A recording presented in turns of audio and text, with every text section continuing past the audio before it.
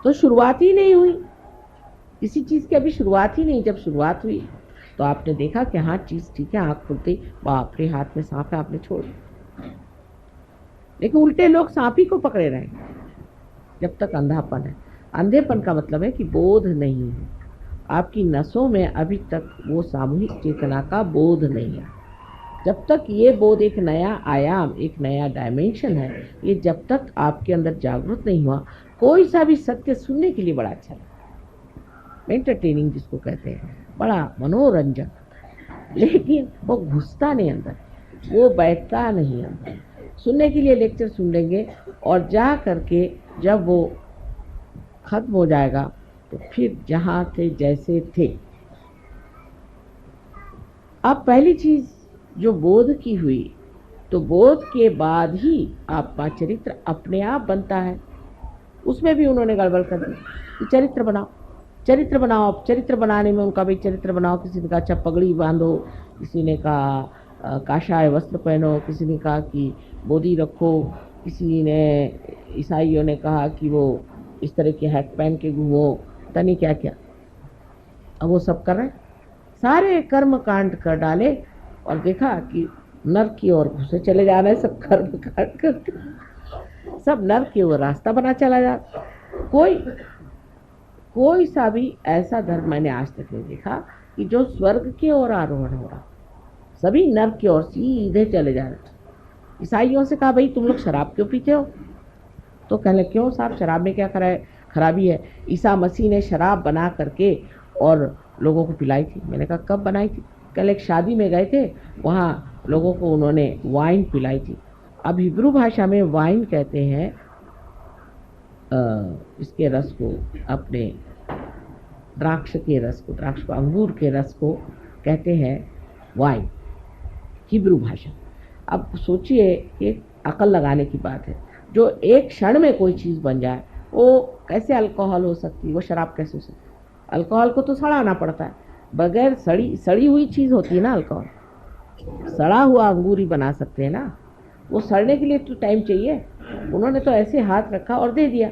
जैसे आपके माँ के साथ भी हुआ, अभी हम रोम गए थे तो वहाँ जिस गवर्नमेंट ने काफ़ी मदद की और उन्होंने कहा कि इनका आप ब्रॉडकास्ट करिए, तो वो जो डायरेक्टर साहब थे उन्होंने कहा हमें आप पहले रियलाइजेशन दीजिए तब हम फिर आपका सब करेंगे। अच्छा ठीक है, तो हमने कहा अच्छा ज़रा पानी मंगाओ, पानी में हमने हाथ फेरा तो उन्होंने पिया, तो कहते ये पानी है क्या? मैंने कहा क्यों? नहीं ये तो पहले वाइन जैसे लग रहा है। बार बार पूछे ये पानी तो नहीं, तुम वाइन तो नहीं दे रहे? मैंने पानी दिया। अच्छा फिर पिए, फिर वो कहे बार बार, फिर उन्होंने अनाउंस भी किया। उसके बाद उनके टीवी में भी उन्होंने कहा साहब उन्होंने मुझे पानी में हाथ डाल के दिया तो वो वाइन के जैसा टेस्ट है। पर वो कहने लगे कि वाइन माने शराब के जैसे नहीं, अंगूर के रस। तो बना लिया। अब वो जब क्राइस्ट के बारे में बात करेंगे तो ऐसा लगता है कि वो कोई शराब खाने के इंचार्ज थे कि क्या, जिस तरह से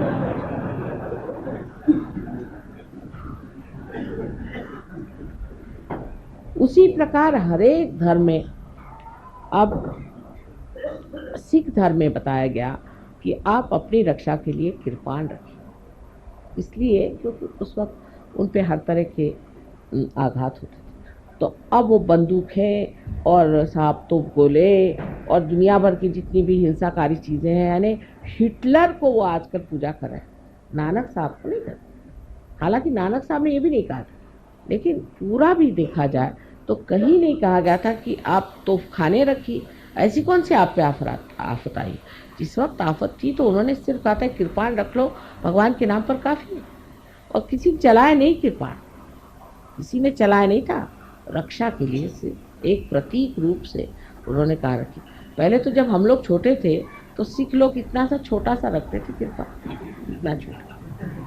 अब देखती हूँ साइज बढ़ते बढ़ते जैसे जैसे दिने दिने बढ़ता सवायो, आजकल ये हालत है कि तोपखाने रखे हो।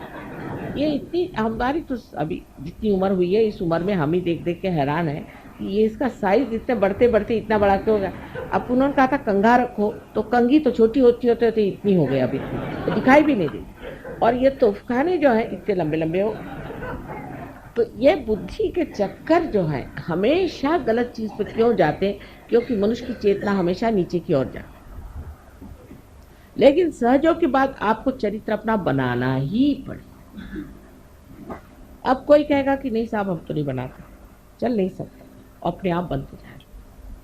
यो आपकी कुंडली नहीं आपको बनाती जाए, धीरे धीरे धीरे धीरे आपको वैसे बनना ही पड़ेगा।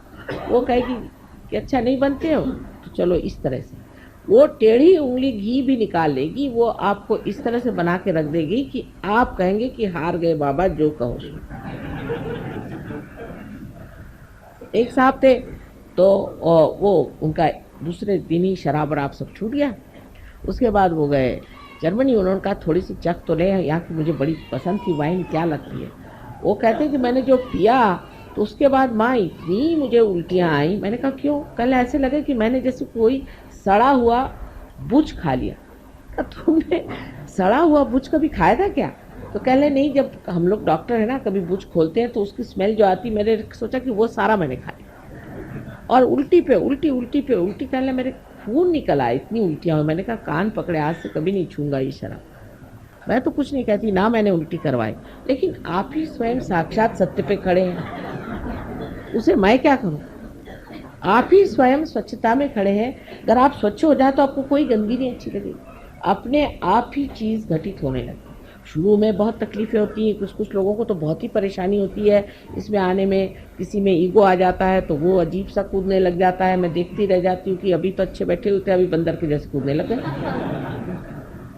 फिर किसी में देखती हूँ कि एक तरह की बड़ी घृष्टता आ जाती है, किसी में बड़ा गुस्सा आ जाता है, किसी में कुछ होता है, पर धीरे धीरे धीरे धीरे वो मुलायम होते जाते हैं और चीज़ सब बनती जाती है। वो कैसे बनती है, क्या बनती है, वो मैं आपको नहीं बताऊँ, लेकिन वो बनती है। क्योंकि बताने पर आप लोग घबरा जाए। उसके तौर तरीके जो हैं बहुत नाजुक हैं, लेकिन हैं बड़े कठिन। जैसे कि हम लोग कभी नहीं सोचते हैं कि किस तरह से फूल खिलते हैं, फिर किस तरह से उसके साथ कांटे आ जाते हैं, किस तरह से पेड़ बनते हैं, कैसे सुंदर सुंदर पत्तियों के आकार विकार बनते जाते हैं। ये हम कभी नहीं सोचते। जब होता है तो देखते हैं हाँ कितना निसर्ग सुंदर है, इतने निसर्ग रम्य स्थान में हम आ गए, सब ये सोचते रहते, लेकिन ये नहीं सोचते कि ये कैसे बनी होगी, कौन सी शक्ति ने बनाया होगा, किस सुंदरता से बनाएगा, और उसके पीछे कितनी स्फोटक, कितनी भयंकर शक्ति भी हो सकती है। कुछ न कुछ ऐसी भी चीज़ हो सकती है जो इस चीज़ को बनने को रोके तो उसको घात करने वाली होनी चाहिए। ऐसी कोई न कोई शक्ति और भी उसके साथ जुटी हुई है जो हर समय उसकी सुरक्षा के लिए और रक्षण के लिए खड़ी। अनेक स्थल पे आपको इस तरह से अनुभव आते रहेंगे आपके चरित्र में। एक साहब थे, उन्होंने सहयोग के बाद सब छोड़ दिया, लेकिन सिगरेट ज़रा छूटी नहीं। तो एक दिन वो मोटर में जा रहे थे और लोगों के साथ और सिगरेट पी रहे थे। सिगरेट पीते पीते उनके मोटर में एक्सीडेंट हुआ। किसी को कुछ नहीं हुआ, उनकी सिर्फ ये उंगली विशुद्धि की थोड़ी सी काट दी। तब वो समझ गए बात क्या थी। इस प्रकार धीरे धीरे चीज़ों से, शिक्षाओं से आप सीखते जाते हैं कि हमारा चरित्र जो है ज़रा इधर उधर जा रहा है, मोटर जो है वो ज़रा सी सीधे रास्ते पर नहीं, ज़रा कुछ इधर उधर फिसल रही है, फिर आप ठीक कर रहे हैं, फिर आप ठीक कर रहे हैं, करते करते ऐसी दिशा में आ जाते हैं कि आप दोनों ही चीज़, एक्सेलरेटर और उसका ब्रेक, उसके माहिर हो, मास्टर। वो मास्टरी जब आ गई तब समझ लेना चाहिए कि आप ड्राइवर हो। अभी सिर्फ ड्राइवर हो, अभी मास्टर होने के लिए आपको निर्विकल्प में उतरना चाहिए। जब आप निर्विकल्प में उतर जाते हैं तब आप गुरु महाराज हैं। मैं आप सबको नमस्कार करती हूँ।